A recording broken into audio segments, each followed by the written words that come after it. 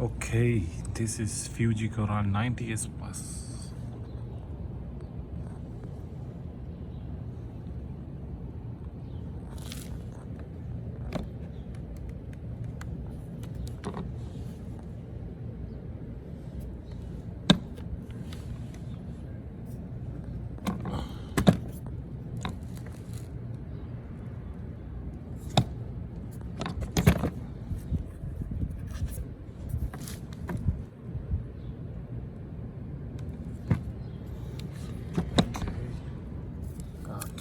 This is the charging port, I think this one, and this one also something, USB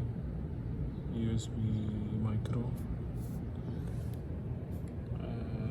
some of configurations or data transfer, power code, yeah, this one I think. Okay, I have a charger, I think this one. Yeah, this one for power code, and I think this one is also for the charging. I'm not sure, but it's okay. So right now I have this machine, so I need to clean this machine, which is very dusty and sticky stuff. This is the actually this one, the heater, because it's automatic. There's a spring. Let's start the machine. Okay.